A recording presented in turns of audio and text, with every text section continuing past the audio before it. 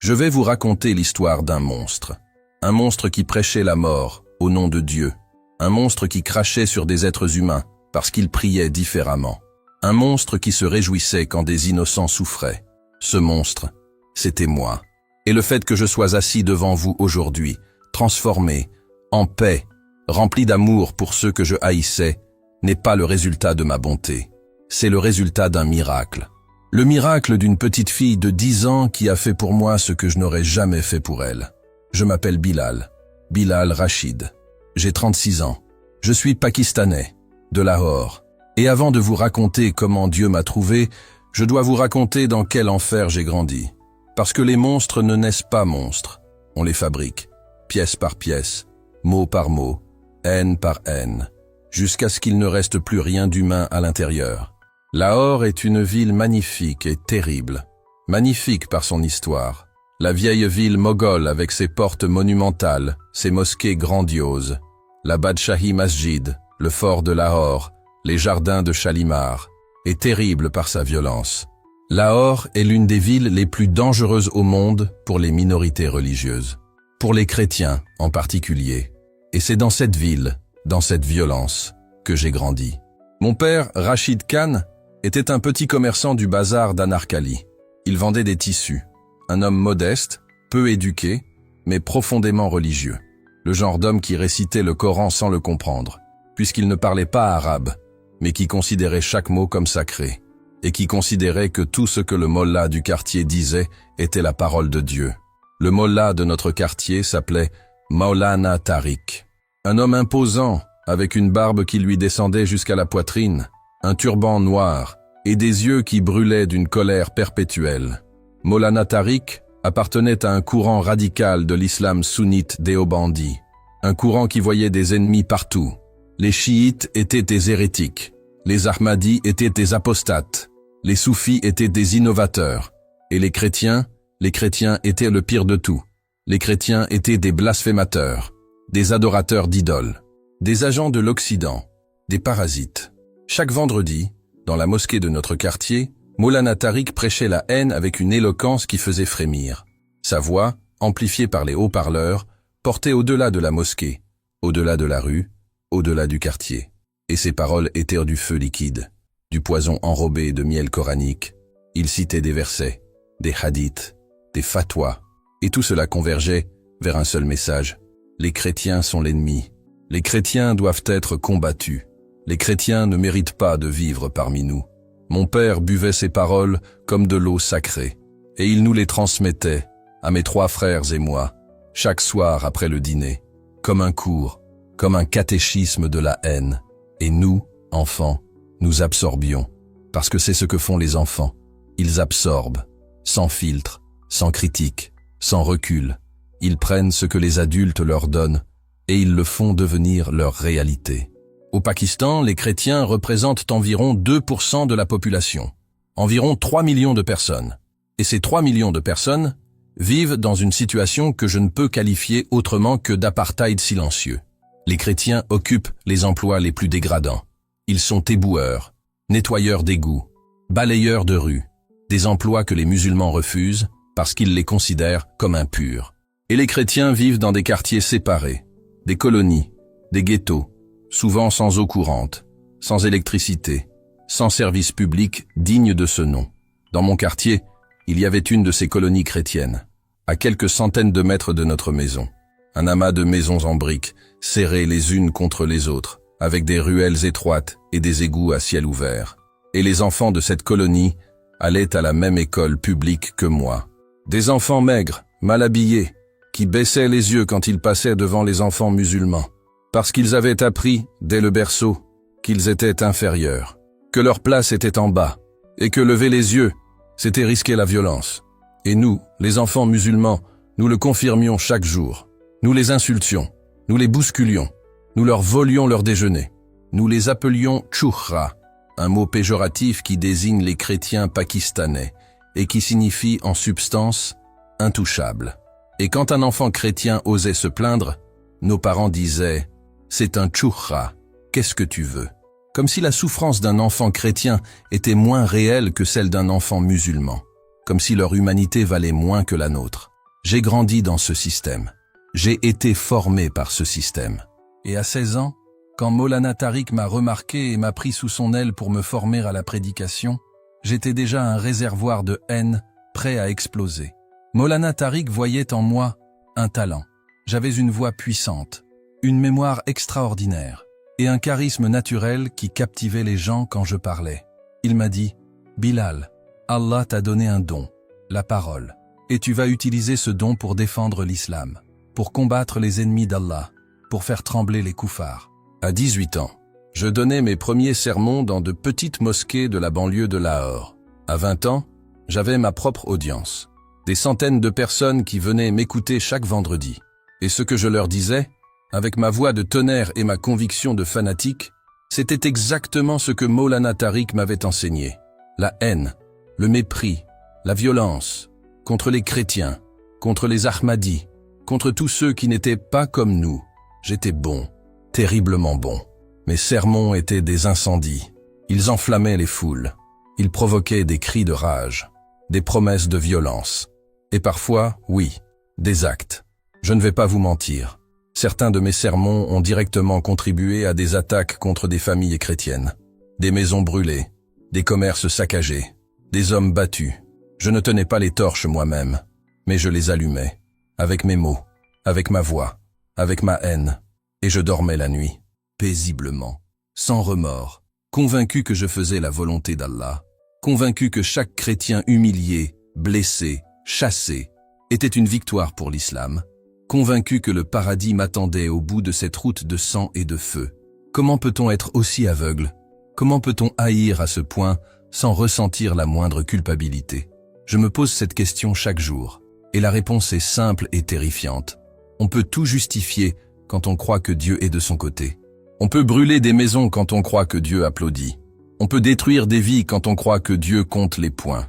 La religion, quand elle est mal utilisée, est l'arme la plus dangereuse du monde. Plus dangereuse que les bombes, plus dangereuse que les fusils, parce qu'elle transforme le mal en devoir sacré. L'événement qui a tout changé s'est produit un soir de novembre. J'avais 27 ans. Je revenais d'un rassemblement dans la banlieue de Lahore, où j'avais donné un sermon particulièrement virulent contre les chrétiens. Le sujet du jour était la loi sur le blasphème, cette loi pakistanaise qui condamne à mort quiconque insulte le prophète ou le Coran, et qui est systématiquement utilisée contre les minorités chrétiennes pour régler des comptes personnels, voler des terres ou simplement terroriser. Ce soir-là, j'avais défendu cette loi avec passion. J'avais dit que les chrétiens qui blasphémaient méritaient la mort, que la clémence envers les blasphémateurs était une faiblesse, que l'islam devait être défendu par le sang si nécessaire. J'étais en voiture, une vieille Toyota Corolla que je conduisais trop vite, comme d'habitude. La nuit était tombée, la route était sombre. Et à un croisement mal éclairé, à la sortie d'un quartier chrétien, je n'ai pas vu le camion. Le choc a été violent. Ma voiture a fait un tonneau. Le pare-brise a explosé. Et moi, je me suis retrouvé projeté hors du véhicule, inconscient, saignant abondamment de la tête et du bras droit, sur le bord d'une route déserte, à la frontière d'un quartier chrétien. Ce qui s'est passé ensuite, je l'ai appris plus tard, parce que j'étais inconscient. Mais les gens qui m'ont raconté cette histoire me l'ont racontée avec tant de détails, tant de conviction, tant d'émotion, que je peux vous la relater comme si j'y étais. Une petite fille m'a trouvé.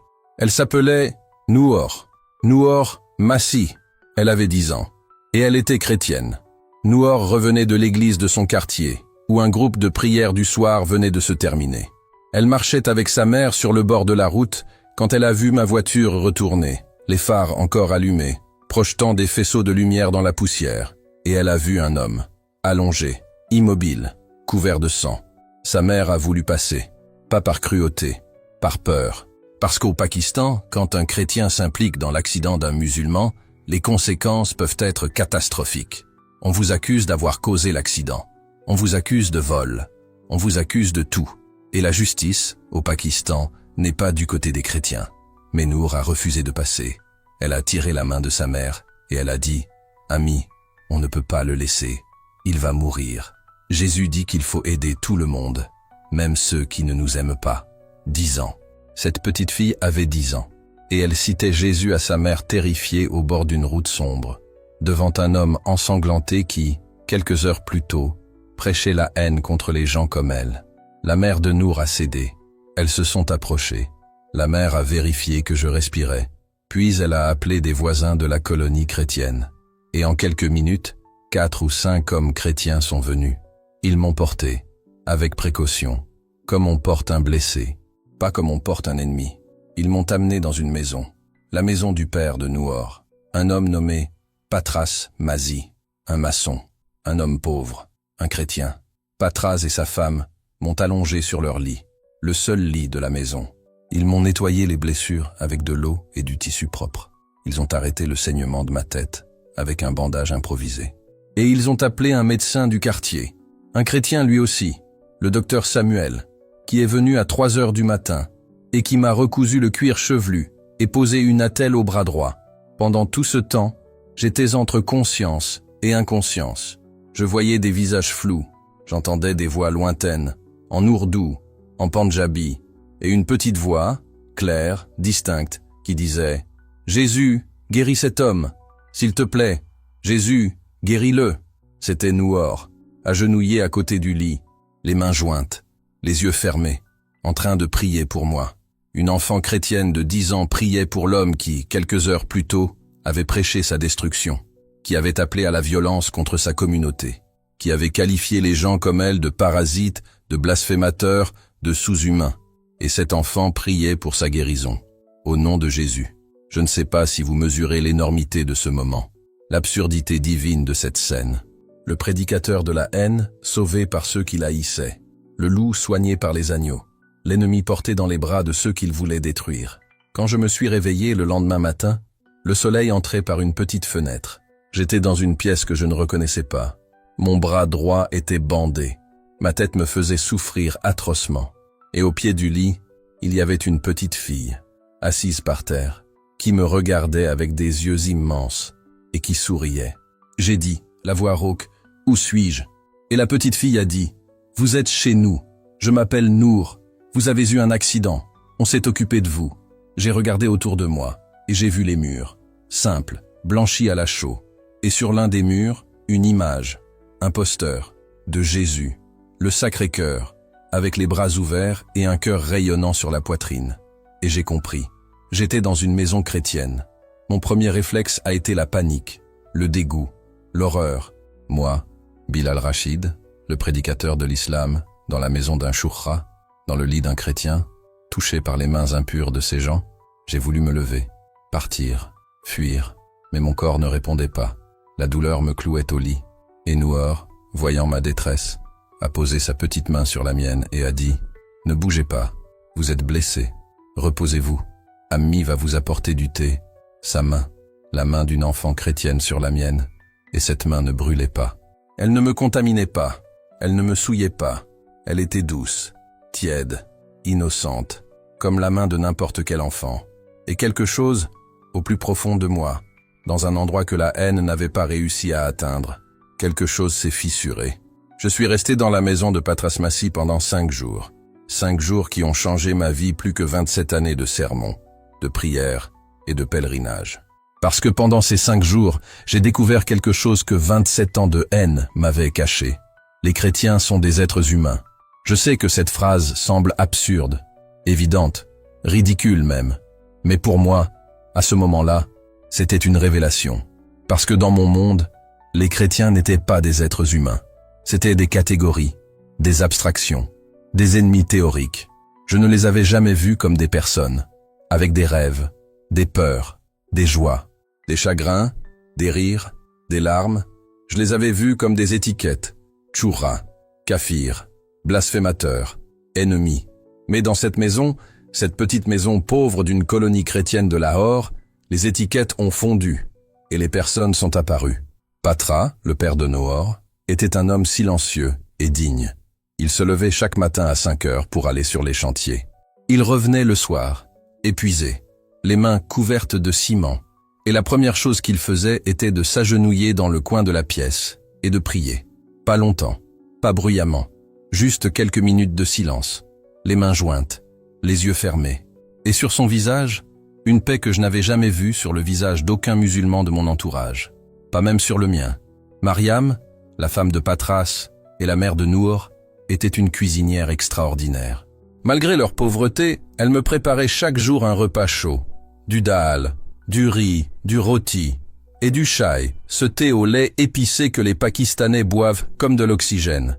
Elle me nourrissait comme elle aurait nourri son propre fils, sans rancœur, sans amertume, sans me demander qui j'étais, ce que je faisais, ce que je prêchais. Elle me nourrissait parce que j'avais faim. Point final. Et Nour, cette petite fille, était un soleil humain. Elle venait me voir chaque jour après l'école. Elle s'asseyait au pied de mon lit et me racontait sa journée, son école, ses amis, la maîtresse qui était sévère, le garçon qui lui avait volé son stylo, des histoires d'enfants, banales, universelles. Et en l'écoutant, en regardant ses grands yeux noirs qui brillaient d'une joie intacte malgré la pauvreté, malgré la discrimination, malgré le danger constant d'être chrétien au Pakistan, je sentais la haine en moi se dissoudre, comme un glaçon dans du thé brûlant. Le 3e jour, quelque chose de marquant s'est produit. Nour est venue me voir avec un livre usé, aux pages cornées, à la couverture défraîchie. Un Nouveau Testament en ourdou. Elle me l'a tendu et m'a dit « Bilal Bhai, je veux vous lire une histoire. C'est mon histoire préférée. C'est l'histoire du bon Samaritain. » J'aurais dû refuser. J'aurais dû être scandalisé.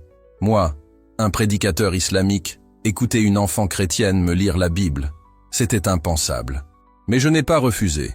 Peut-être parce que j'étais trop faible pour résister. Peut-être parce que la douceur de Nour désarmait toutes mes défenses.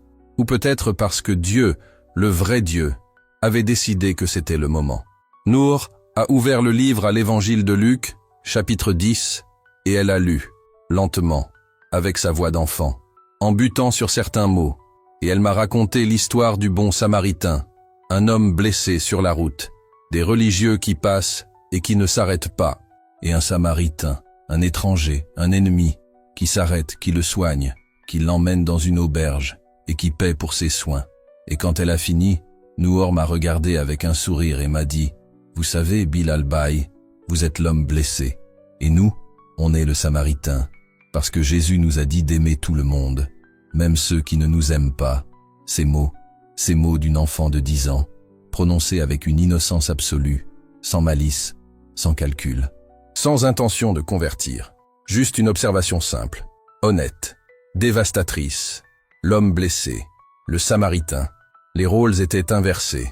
Dans mon monde, les chrétiens étaient les ennemis à combattre. Mais dans la parabole que cette petite fille venait de me lire, l'ennemi était celui qui sauvait. Et dans ma réalité, c'était exactement ce qui s'était passé. L'ennemi m'avait sauvé. L'enfant de l'ennemi avait prié pour moi. La femme de l'ennemi m'avait nourri. Et l'homme de l'ennemi m'avait donné son lit. Cette nuit-là, quand tout le monde dormait, j'ai pris le Nouveau Testament que Nour avait laissé à côté de mon lit. Et j'ai commencé à lire. Pas l'histoire du bon Samaritain. Le début. L'évangile de Matthieu. La naissance de Jésus. Ses premiers enseignements. Le sermon sur la montagne. Et c'est dans le sermon sur la montagne que j'ai trouvé les mots qui m'ont achevé, qui ont démoli les derniers murs de ma haine, qui m'ont mis à genoux intérieurement. Jésus disait, « Vous avez appris qu'il a été dit, tu aimeras ton prochain, et tu haïras ton ennemi. Mais moi, je vous dis, aimez vos ennemis, bénissez ceux qui vous maudissent, faites du bien à ceux qui vous haïssent, et priez pour ceux qui vous maltraitent et qui vous persécutent, afin que vous soyez fils de votre Père qui est dans les cieux. Aimez vos ennemis, bénissez ceux qui vous maudissent, priez pour ceux qui vous persécutent. » C'était exactement ce que Nour avait fait, ce que Patras avait fait, ce que Mariam avait fait. Ils avaient aimé leur ennemi. Ils avaient béni celui qui les maudissait. Ils avaient prié pour celui qui les persécutait. Ils n'avaient pas simplement lu ces mots dans un livre. Ils les avaient vécus, dans leur chair, dans leur pauvreté, dans leur danger. Et moi, le prédicateur qui connaissait des centaines de versets par cœur, je n'avais jamais rencontré un tel amour, ni dans le Coran, ni dans ma mosquée, ni dans ma vie. Si cette histoire vous touche, si quelque chose en vous est en train de bouger, je vous en prie, partagez cette vidéo. Envoyez-la à quelqu'un qui a besoin de voir que l'amour est plus fort que la haine. Et abonnez-vous à Foi sans limite. Témoignage pour ne manquer aucun témoignage. Je veux revenir en arrière et vous donner une image plus complète de ce que signifie être chrétien au Pakistan. Parce que sans comprendre cela, vous ne pouvez pas mesurer l'ampleur du miracle qui s'est produit dans cette maison. Au Pakistan, les chrétiens ne sont pas simplement une minorité religieuse. Ils sont le bas de l'échelle sociale, littéralement. La plupart des chrétiens pakistanais descendent de communautés de basse caste qui se sont convertis au christianisme à l'époque coloniale britannique, espérant échapper au système des castes hindous.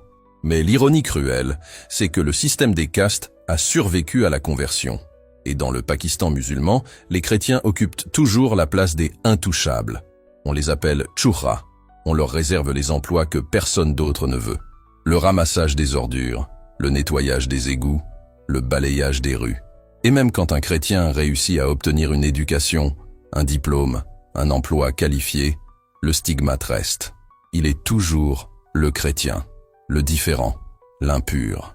La loi sur le blasphème, dont j'ai parlé plus tôt, est l'arme la plus redoutable utilisée contre les chrétiens. Les sections 295B et 295C du Code pénal pakistanais punissent la profanation du Coran et l'insulte au prophète Mahomet de l'emprisonnement à vie ou de la peine de mort. En théorie, cette loi s'applique à tous. En pratique, elle est utilisée presque exclusivement contre les chrétiens, les Ahmadis et les chiites. Le mécanisme est simple et terrifiant. Il suffit qu'un voisin musulman déclare qu'un chrétien a insulté le prophète pour que la machine se mette en marche. Pas besoin de preuves, pas besoin de témoins. La simple accusation suffit. La police arrête le chrétien. La foule se rassemble. Et avant même qu'un tribunal ne se prononce, la communauté chrétienne tout entière est en danger. Des maisons brûlées, des églises saccagées, des quartiers entiers dévastés. J'ai assisté à cela. Non pas en tant que témoin passif, en tant que participant actif. Et je dois vous le dire. Parce que mon témoignage n'a de valeur que s'il est honnête. Brutalement honnête. En 2016, un an avant mon accident, un chrétien de notre quartier a été accusé de blasphème. Un homme discret nommé Yacoub, un électricien, un père de 4 enfants, quelqu'un qui n'avait jamais fait de mal à personne. Un voisin musulman l'avait accusé d'avoir fait un commentaire irrespectueux sur le prophète lors d'une dispute au sujet d'une facture impayée. L'accusation était presque certainement fausse. Le voisin voulait simplement se venger d'un conflit commercial. Mais la vérité n'avait aucune importance. Ce qui comptait, c'était l'accusation. Et quand Maulana Tariq a appris l'accusation, il a organisé un rassemblement que j'ai animé, avec ma voix, avec ma rage, avec mes versets. J'ai dit aux gens que le blasphème était le crime le plus grave, que l'honneur du prophète devait être défendu, que la justice de Dieu devait être appliquée. Et la foule, enflammée par mes mots, est allée saccager la colonie chrétienne. 15 maisons ont été incendiées, des dizaines de personnes ont été blessées, et Yacoub a été emprisonné, où il se trouve probablement encore aujourd'hui, 5 ans plus tard, en attente d'un procès qui n'arrivera peut-être jamais. Quand je pense à Yacoub, quand je pense aux 15 familles dont les maisons ont brûlé à cause de mes mots, la culpabilité est si intense que j'ai du mal à respirer, parce que ces gens étaient des innocents, des hommes et des femmes comme Patras et Mariam, des enfants comme Nour, et mes mots de prédicateur, avaient déclenché leur souffrance. C'est pourquoi, quand je me suis réveillé dans la maison de Patras, quand j'ai compris que des chrétiens me soignaient, la dissonance était insupportable. Comment ces gens pouvaient-ils me traiter avec tant d'amour, alors que des hommes comme moi avaient brûlé leur maison? Comment Patras pouvait-il me donner son lit, alors que des hommes comme moi avaient envoyé des hommes comme lui en prison? Comment Nour pouvait-elle prier pour moi, alors que des hommes comme moi avaient terrorisé des enfants comme elle? La réponse, je l'ai trouvée plus tard, dans la Bible. Dans la lettre de Paul aux Romains, chapitre 5, verset 8. Mais Dieu prouve son amour envers nous, en ce que, lorsque nous étions encore des pécheurs, Christ est mort pour nous. Lorsque nous étions encore des pécheurs, pas après que nous nous soyons repentis, pas après que nous ayons changé, pendant que nous péchions encore. C'est à ce moment-là que Dieu a agi. C'est pendant que j'étais encore un monstre que Noor a prié pour moi. C'est pendant que j'étais encore l'ennemi que l'amour est venu me chercher. Je dois aussi vous parler de quelque chose de personnel, de ma famille. Parce que perdre sa famille est peut-être la conséquence la plus douloureuse de la conversion. Mon père est mort, 1 an après mon départ du Pakistan, d'une crise cardiaque. Mon frère aîné m'a envoyé un message pour me dire que c'était ma faute, que la honte de ma trahison avait tué notre père, et que si j'avais un gramme de dignité, je disparaîtrais de la surface de la terre. Je ne sais pas si ma conversion a contribué à la mort de mon père. Je ne sais pas si la honte a pu briser son cœur. Ce que je sais, c'est que la mort de mon père m'a plongé dans un deuil compliqué, un deuil mêlé de culpabilité, de colère, d'amour, de regret et de prières. Beaucoup de prières. Ma mère me manque terriblement. Elle est encore en vie. Elle vit toujours à Lahore, mais elle ne me parle pas. Pas parce qu'elle me déteste, mais parce que mes frères l'en empêchent.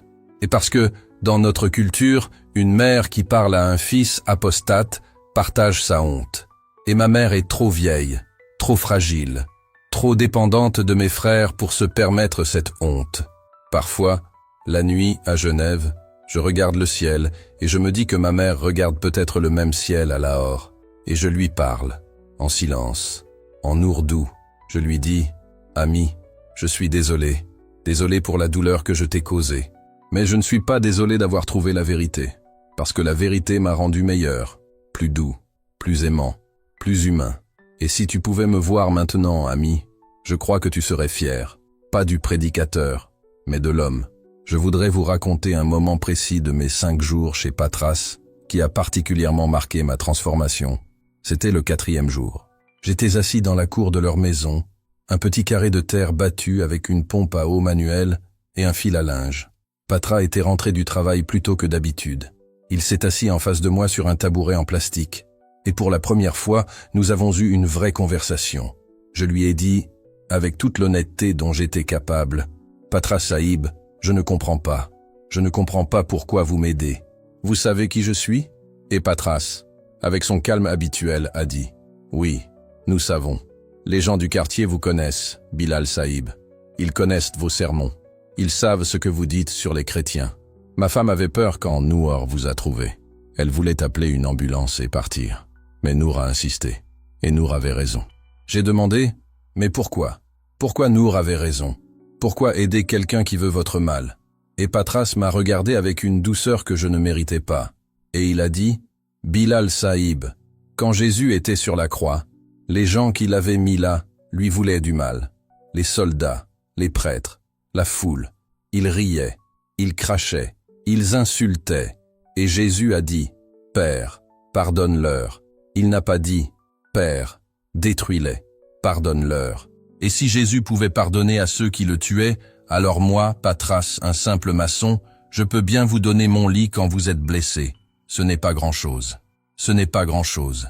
Cet homme, dont la communauté avait été persécutée par des hommes comme moi, dont les voisins avaient vu leur maison brûler, dont les enfants marchaient la tête baissée dans les rues par peur des insultes, cet homme disait que me donner son lit n'était pas grand-chose. La modestie de cette réponse m'a anéanti, parce qu'elle révélait une profondeur d'âme que je n'avais jamais rencontrée, une humilité que mes 27 ans de vie religieuse n'avaient jamais produite en moi. J'étais le prédicateur, le savant, l'érudit, mais cet homme sans éducation, ce maçon qui ne connaissait pas la moitié des sourates que je récitais par cœur, avait atteint un niveau de grandeur spirituelle que je ne pouvais même pas concevoir. Cette conversation avec Patras a ouvert une brèche dans laquelle Dieu s'est engouffré, parce qu'elle m'a forcé à admettre une vérité que j'avais niée toute ma vie. La bonté n'est pas un monopole de l'islam. La piété n'est pas un monopole des musulmans. Et la proximité avec Dieu ne se mesure pas au nombre de versets qu'on a mémorisés, mais à la quantité d'amour qu'on donne aux autres, surtout à ceux qui ne le méritent pas. Je voudrais aussi vous parler de ma période à Bangkok, que j'ai mentionnée brièvement mais qui mérite plus de détails. Parce que Bangkok a été mon purgatoire, un lieu de transition entre deux vies, un lieu où j'ai dû mourir complètement à mon ancien moi avant de renaître dans ma nouvelle identité. J'ai passé 6 mois à Bangkok, dans un quartier de la banlieue, dans un immeuble délabré qui abritait une communauté de réfugiés chrétiens pakistanais. Une 30aine de personnes, hommes, femmes, enfants, tous des chrétiens persécutés, tous des gens qui avaient fui la violence, les accusations de blasphème, les enlèvements de jeunes filles chrétiennes forcées à se convertir et à épouser des musulmans, les attaques contre les églises, la discrimination quotidienne. Et moi, j'étais parmi eux, l'ancien prédicateur de haine, le loup au milieu des agneaux, Au début, certains se méfiant de moi. Un homme, un chrétien du Pendjab nommé Pervez, m'a dit franchement, « Comment puis-je te faire confiance? Peut-être que tu es un espion. Peut-être que Maulana Tariq t'a envoyé pour nous infiltrer. » Sa méfiance était légitime, justifiée, et j'ai dû la gagner. Pas par des mots, par des actes. J'ai aidé les gens de la communauté. J'ai nettoyé les parties communes. J'ai donné des cours d'ourdou aux enfants. J'ai porté les courses des femmes âgées. Et surtout, j'ai écouté. J'ai écouté les histoires de ces gens, leurs souffrances, leurs pertes, leurs espoirs. Et chaque histoire était un miroir qui me renvoyait mon propre visage. Le visage de celui qui avait causé exactement ce genre de souffrance. Au bout de 2 mois, Pervez est venu me voir. Il m'a dit, « Bilal Bhai, je te demande pardon. J'ai eu tort de douter de toi. Tu es un vrai frère en Christ. Et ton histoire me donne de l'espoir. Parce que si Dieu peut changer un homme comme toi, alors rien n'est perdu. Même pour le Pakistan. Même pour les gens qui nous persécutent. C'est à Bangkok que j'ai été baptisé.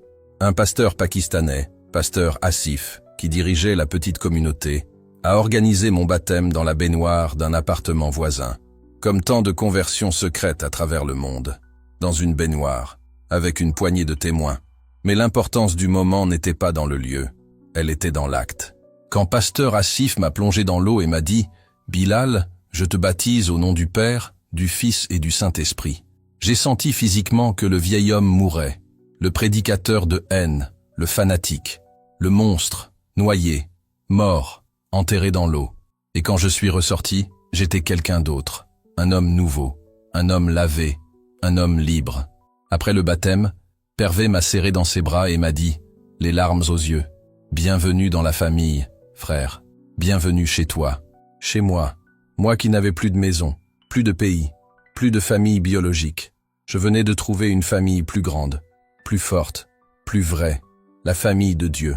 À Bangkok, j'ai aussi commencé à écrire, un journal, en ourdou, où je notais mes pensées, mes prières, mes doutes, mes joies. Et une question revenait sans cesse dans ce journal. Pourquoi moi? Pourquoi Dieu avait-il choisi de sauver un monstre comme moi?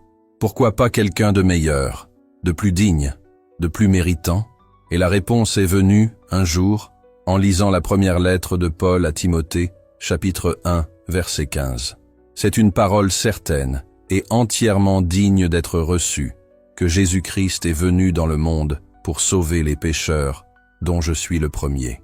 À Paul, l'ancien persécuteur des chrétiens, se qualifiait de premier des pécheurs, et c'est exactement pour cela que Dieu l'avait choisi, pas malgré son passé, à cause de son passé, parce que la grâce brille plus fort dans les ténèbres les plus profondes, et la transformation d'un grand pécheur est un plus grand témoignage que la persévérance d'un saint.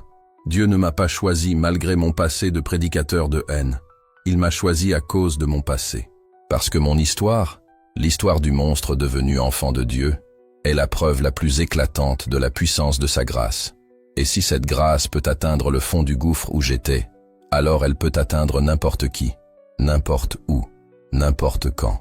C'est cette conviction qui me donne la force de partager mon histoire, non pas pour me glorifier. Je n'ai rien dont je puisse me glorifier, mais pour glorifier le Dieu qui prend des monstres et les transforme en messagers d'amour. Le Dieu qui utilise une petite fille de 10 ans, une petite Nour, une petite lumière, pour faire s'écrouler les murs de haine les plus épais du monde. Au 5e jour, j'étais suffisamment rétabli pour marcher, et j'ai quitté la maison de Patras, mais pas comme l'homme qui y était entré. L'homme qui y était entré était un prédicateur de haine. L'homme qui en sortait était un homme brisé, brisé par l'amour, brisé par l'innocence d'une enfant, brisé par la gentillesse de gens qu'il avait méprisés toute sa vie. En partant, Patras m'a serré la main. Mariam m'a donné un sac de nourriture pour le chemin. Et Nouor m'a couru après dans la ruelle et m'a dit « Bilal Bhai, n'oubliez pas l'histoire du Samaritain, et n'oubliez pas que Jésus vous aime. » Puis elle m'a fait un signe de la main, et elle est retournée en courant dans sa maison. Je suis rentré chez moi, dans mon quartier musulman, et j'ai verrouillé la porte. Et je me suis assis dans le noir. Pendant des heures, le Nouveau Testament de Nour était dans ma poche. Je l'avais emporté, sans le demander, comme un voleur, ou comme un affamé qui emporte du pain. Les jours qui ont suivi ont été les plus tourmentés de ma vie. Je continuais à aller à la mosquée, je continuais à prêcher, mais mes sermons avaient changé, subtilement, imperceptiblement. Là où je disais autrefois, les chrétiens sont des blasphémateurs qui méritent la mort, je disais maintenant, les ennemis de l'islam doivent être combattus par la parole et la connaissance. Là où je crachais du feu, je soufflais de la tiédeur. Et Maulana Tariq l'a remarqué. Il m'a pris à part un jour et m'a dit « Bilal, qu'est-ce qui t'arrive? Tes sermons sont devenus mous. Les gens ne viennent pas pour entendre de la philosophie. Ils viennent pour entendre la vérité brûlante, la vérité qui fait mal. Reprends-toi. » Mais je ne pouvais pas me reprendre, parce que la vérité que je connaissais maintenant n'était pas celle de Maulana Tariq. La vérité que je connaissais maintenant avait le visage d'une petite fille de 10 ans qui priait pour son ennemi. Pendant les mois suivants, j'ai mené une double vie. Le jour, j'étais Bilal le prédicateur, affaibli, tiède, mais encore en fonction. La nuit, j'étais un lecteur clandestin du Nouveau Testament. Je lisais dans mon lit, le livre caché sous l'oreiller, la lumière de mon téléphone éclairant les pages. Et chaque nuit, les paroles de Jésus pénétraient un peu plus profondément, comme de l'eau qui s'infiltre dans une roche, lentement, mais irrésistiblement. C'est l'évangile de Jean qui m'a donné le coup final. Le chapitre 3, la conversation entre Jésus et Nicodème, un pharisien, un chef religieux, un homme respecté, qui vient voir Jésus en secret, la nuit, parce qu'il ne veut pas être vu. Et Jésus lui dit, « Il faut que vous naissiez de nouveau, naître de nouveau, pas améliorer ta vie, pas devenir un meilleur musulman, pas réformer tes sermons, naître de nouveau, recommencer à zéro, devenir un être entièrement nouveau. » Ce verset m'a brisé et reconstruit en même temps. Brisé parce qu'il me disait que tout ce que j'avais été, le prédicateur, le fanatique, le monstre, devait mourir. Et reconstruit parce qu'il me disait qu'une nouvelle vie était possible. Que Bilal le monstre pouvait être remplacé par Bilal l'enfant de Dieu. Que la haine pouvait être remplacée par l'amour. Que la mort pouvait être remplacée par la vie. 6 mois après mon accident, un soir de mai, seul dans ma chambre, j'ai fermé le Nouveau Testament. Je me suis agenouillé et j'ai dit « Jésus, je suis le pire des hommes. J'ai prêché la haine, j'ai causé de la souffrance, j'ai du sang sur les mains, pas physiquement, mais moralement. Mes mots ont blessé, mes mots ont tué, et je ne mérite pas ton amour. Mais une petite fille nommée Nour m'a dit que tu m'aimais quand même. Et si c'est vrai, si tu peux aimer même un monstre comme moi, alors prends-moi, prends ma vie, fais-en ce que tu veux. Je suis à toi. » Et la paix est venue, comme une vague, chaude, puissante, absolue. La paix que je n'avais jamais connue, pas pendant mes prières islamiques, pas pendant mes sermons, pas pendant mes pèlerinages, jamais. Et cette paix m'a dit, sans mots, que j'étais pardonné, que j'étais aimé, que j'étais né de nouveau. La suite a été prévisible et terrible. J'ai arrêté de prêcher. J'ai dit à Maulana Tariq que j'avais besoin d'une pause. Il a insisté. J'ai refusé. Il s'est mis en colère. Et progressivement, les gens de mon entourage ont commencé à soupçonner quelque chose. Mon comportement avait changé. Je ne crachais plus sur les chrétiens. Je ne participais plus aux manifestations. Je ne récitais plus les slogans. Et dans mon milieu, le silence est aussi incriminant que la parole. Un cousin, fouillant mon téléphone pendant que je dormais chez mes parents lors d'un repas familial, a découvert mes recherches Internet, des sites chrétiens, des vidéos de témoignages de conversion, des versets bibliques enregistrés en favoris. Il a montré le téléphone à mon père, et mon père a montré le téléphone à Maulana Tariq. Ce qui s'est passé ensuite, je peux le résumer en quelques phrases. Maulana Tariq a convoqué un conseil. Mon père a pleuré de rage et de honte. Mes frères m'ont encerclé et m'ont battu. Et Maulana Tariq a prononcé une fatwa informelle contre moi. Pas une fatwa officielle. Il n'avait pas cette autorité. Mais dans notre quartier, sa parole valait loi. Et sa parole disait « Bilal Rachid est un apostate, un traître, un ennemi de l'islam. Et quiconque l'aide est un ennemi de l'islam aussi. » En une nuit, j'ai tout perdu. Ma famille, ma communauté, mes amis, mon logement, mon gagne-pain et ma sécurité. Parce qu'au Pakistan, une fatwa d'apostasie, même informelle, est un arrêt de mort. N'importe quel fanatique peut décider de l'exécuter pour gagner les faveurs d'Allah. Si vous suivez cette histoire, prenez une seconde pour laisser un commentaire. Dites-moi d'où vous regardez cette vidéo. Et si vous connaissez des chrétiens persécutés, au Pakistan ou ailleurs, priez pour eux. parce que leur courage quotidien est le plus beau témoignage de la puissance de l'amour du Christ. J'ai fui, comme tant d'autres avant moi, la nuit, avec un sac, et la peur. J'ai pris un bus pour Islamabad.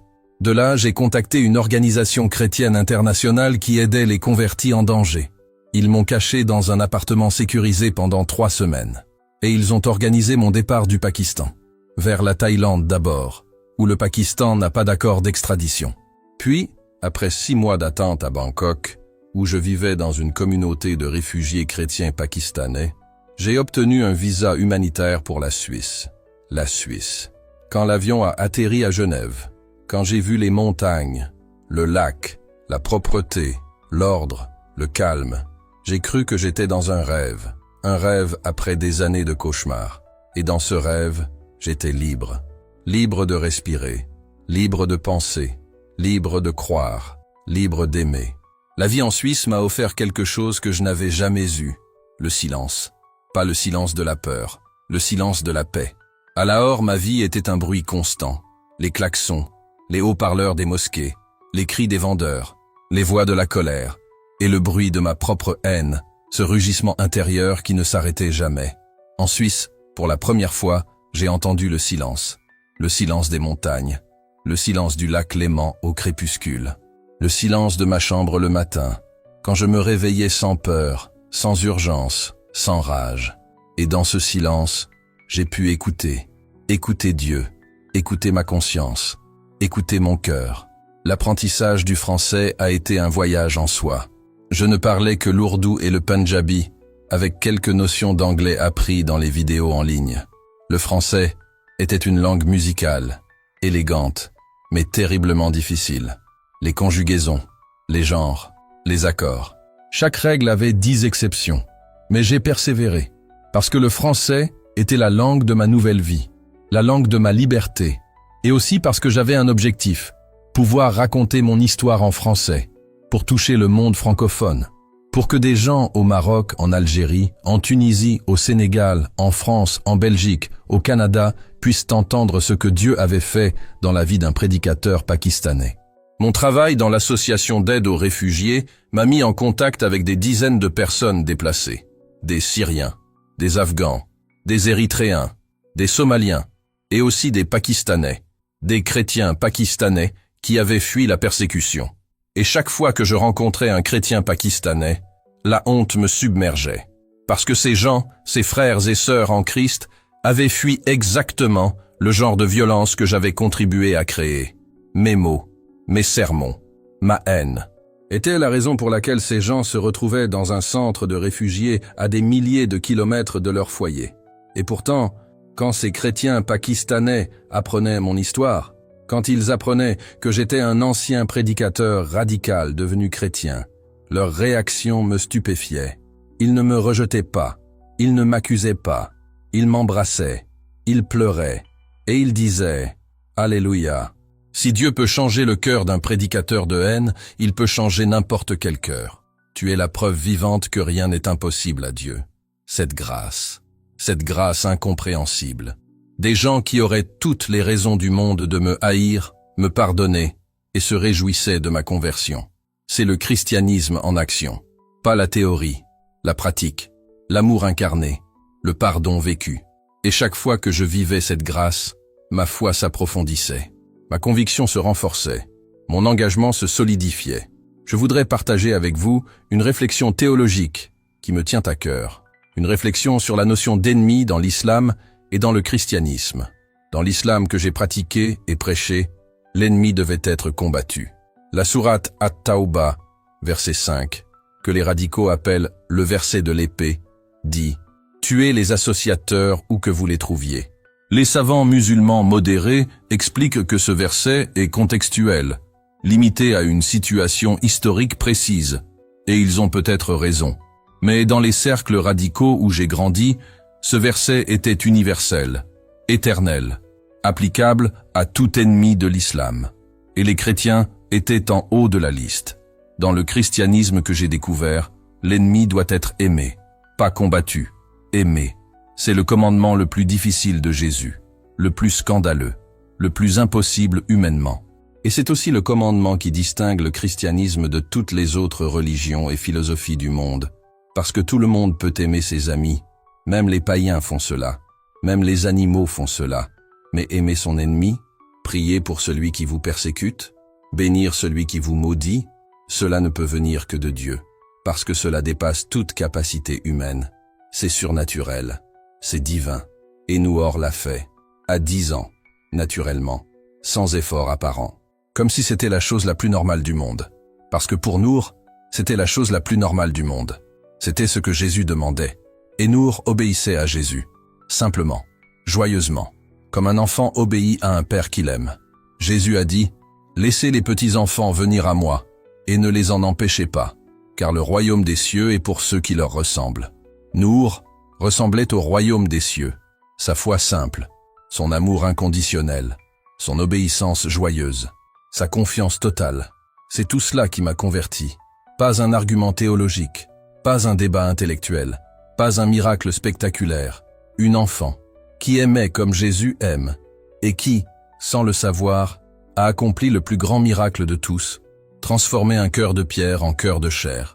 Il y a un dernier aspect de ma vie en Suisse que je veux partager, l'aspect le plus inattendu, le plus beau, le plus guérisseur. J'ai commencé à visiter des écoles suisses, pour parler de tolérance, de paix, de lutte contre la radicalisation. Mon histoire, celle d'un jeune homme radicalisé par un prédicateur de haine et transformé par l'amour d'une enfant chrétienne, est devenue un outil pédagogique. Les enseignants m'invitent pour parler à leurs élèves. Et chaque fois, je vois dans les yeux de ces adolescents suisses quelque chose de précieux. La surprise, la réflexion, l'empathie et parfois les larmes. Un jour, une élève de 16 ans, après ma présentation, est venue me voir. Elle pleurait. Elle m'a dit « Monsieur Bilal, moi aussi j'avais de la haine. Pas contre les chrétiens, contre les musulmans, à cause des attentats, à cause de ce que je voyais à la télévision. Mais votre histoire m'a montré que la haine est un piège et que l'amour est la seule sortie. Merci. » Cette adolescente suisse, sans le savoir, m'a donné le plus beau cadeau. Elle m'a montré que mon histoire avait un sens au-delà de ma propre vie, que ma douleur pouvait devenir un remède, que mon passé de ténèbres pouvait éclairer l'avenir des autres, et que Dieu, ce Dieu qui m'avait trouvé sur le bord d'une route au Pakistan par les mains d'une petite fille nommée Nour, continuait de transformer ma honte en grâce, ma culpabilité en témoignage, mon histoire de monstre en histoire de miracle. La Suisse m'a donné ce que le Pakistan ne pouvait pas me donner, la sécurité. Et dans cette sécurité, j'ai pu commencer le long travail de reconstruction. Les premiers mois à Genève ont été marqués par une culpabilité écrasante. Non pas la culpabilité de ma conversion, mais la culpabilité de mon passé. Les sermons que j'avais prêchés, les familles que j'avais terrifiées, les maisons qui avaient brûlé à cause de mes paroles, les enfants chrétiens qui avaient eu peur à cause de ma voix.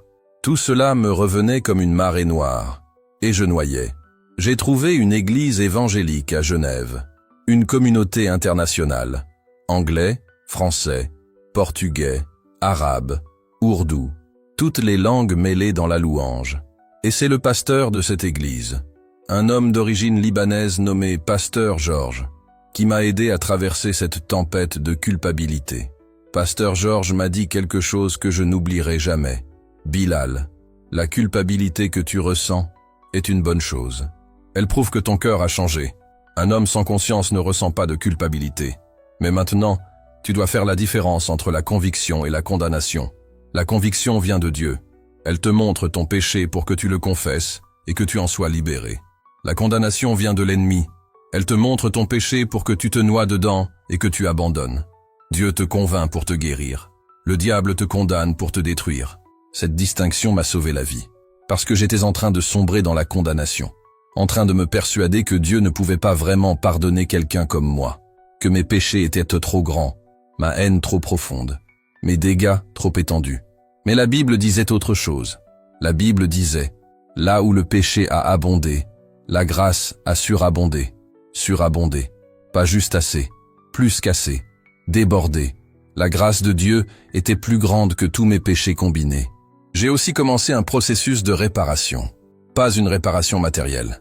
Je n'avais pas d'argent à donner aux familles que j'avais terrifiées, mais une réparation spirituelle. Chaque jour, je priais pour les chrétiens du Pakistan. Chaque jour, Je priais pour les familles que mes sermons avaient blessées. Et chaque jour, je demandais à Dieu de transformer ma honte en témoignage, de prendre le pire de mon passé et d'en faire un instrument de grâce. Et Dieu a répondu. Parce que mon histoire, l'histoire d'un prédicateur de haine, transformé par l'amour d'une enfant chrétienne, est devenue mon message, mon témoignage, ma raison de vivre. Et chaque fois que je la raconte, dans une église, dans une conférence, devant une caméra comme ce soir, des cœurs sont touchés, des vies sont changées, des murs de haine s'effondrent. Il y a 2 ans, j'ai pu faire quelque chose que je n'aurais jamais cru possible. Par l'intermédiaire de l'organisation chrétienne qui m'avait aidé à quitter le Pakistan, j'ai réussi à envoyer un message à Patras Massi, le père de Nour. Un message dans lequel je lui racontais tout, ma conversion, mon exil, ma nouvelle vie, et surtout, ma gratitude éternelle pour ce qu'il avait fait, pour ce que Mariam avait fait, pour ce que Noor avait fait, pour cette nuit où des chrétiens pauvres avaient sauvé la vie d'un homme qui prêchait leur destruction. Patras m'a répondu. Un court message, en ourdou, avec des fautes d'orthographe, mais avec des mots qui m'ont fait pleurer comme un enfant. Il a écrit « Bilal Bhai, nous remercions Jésus chaque jour pour votre vie. Nour a maintenant 12 ans. Elle va à l'école. Elle est première de sa classe. Et elle dit à tout le monde qu'un jour, elle a sauvé un homme sur la route, comme le bon Samaritain. Que Dieu vous bénisse, frère. Nous prions pour vous, chaque jour. Nour, ma petite Nour, première de sa classe. Celle qui raconte à tout le monde qu'elle a sauvé un homme sur la route. Elle ne sait pas qu'elle a fait plus que sauver un homme sur la route. Elle a sauvé un homme de l'enfer de la haine, de l'enfer de l'aveuglement, de l'enfer de la violence sacrée.